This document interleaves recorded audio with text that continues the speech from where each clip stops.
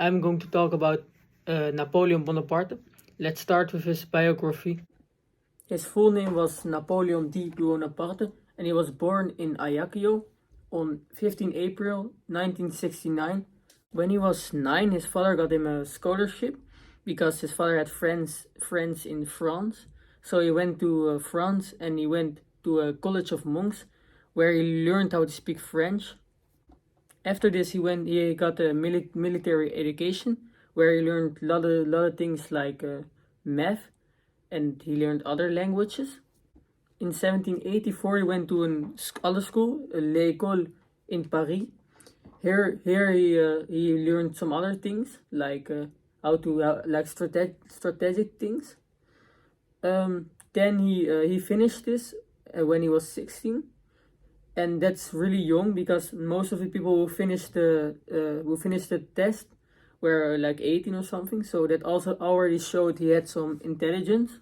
So now he ended his exams and he was a second lieutenant. And now he went back to Corsica, where his family lived, and he got friends with Paoli, a Corsican rebel. But not that long after this, he became enemies with Paoli. I don't really know how, but it happened. And then he had to run away from Corsica with his family, otherwise they would be in some danger.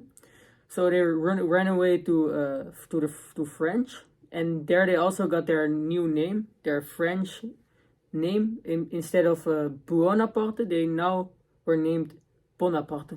Then in 1793, he got locked up. I'm not going into too much details about it, but basically he got locked up, and then because of some really flexible politicians, he could get out of the prison. And later in 1795, he was a hero for shutting down a revolt of royals. This was really his breakthrough. And now he was a really famous person already in French. Then he got a promotion by Paul de Barras, which meant he now had access to the hardcore of the French politicians. This was really handy if you want to go far places back in that time. He then married his wife Juliette de Beauharnais. After that, he had some more big successes. One of them was against Austria, and after 2 years of fighting, he won, and they had to give up, and they signed a treaty, which was named the Peace of Campo Formio, which meant that the French now were in possession of the Austria-Netherlands, which is now Belgium and Luxembourg, and also some islands in the Adriatic Sea and Corfu. After the fight against Austria, he went on and fought against Egypt, but this didn't work out, and as he had too less troops to fight against Egypt, so he had to go back. This war had a length of 2 years. So now it was 1799, and now he did a coup.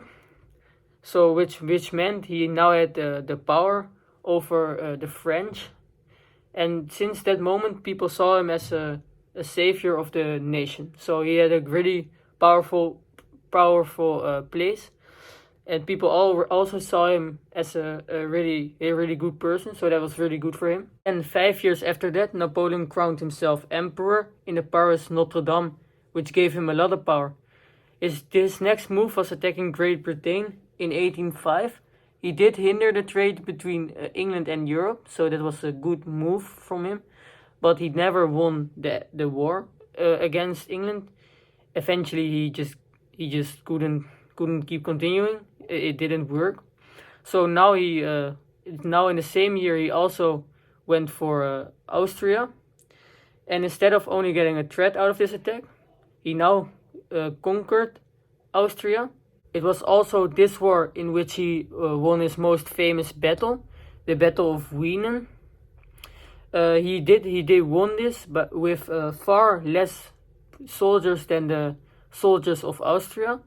So that was really impressive. He did this by playing really strategically and real smart. Winning fights like this makes him a really great leader. He got many fights like this, but this is the one I wanted to show you guys because it's very impressive. He had less soldiers and he made some really good strategic moves. Like he got the opposite the Austrian guys in a valley, and then he split them so they could slaughter both groups. As you can see, I changed rooms. Sorry about that, but I couldn't stay in the other room.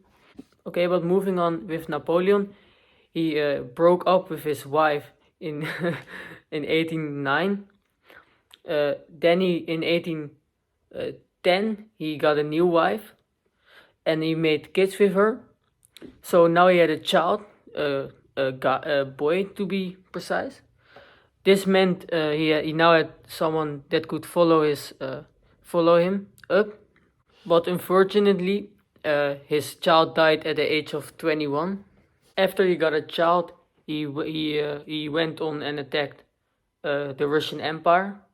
We all know that that's not really smart as the smartest thing to do. Hitler also tried it, and it didn't really work out for him as well. So he lost, because that's pretty obvious because it's just too hard. And he lost some big fights, and then eventually he lost the Slag bij Waterloo. Then he got sent to St. Helena by England, and at the age of 52 he finally died. And then we don't really know how. It's not really known. Nobody really knows it, but some people think it's from poison, and I think that as well, but I don't know. So why did I choose Napoleon Bonaparte? First of all, he was a really great leader. He was really smart, really strategic, and I think that's really cool. He also introduced things we still use today. He had a code of law named Code Napoleon, in which he changed length and height measurements.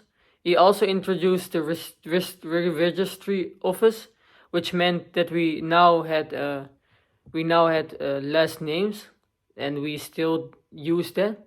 Everyone has a last name, but I do as well think he did some really bad things, like he killed a lot of people, and I think he's really cool and really great for a lot of things, but I also think he has done some really bad things. That was the end of my presentation. I hope you all enjoyed it.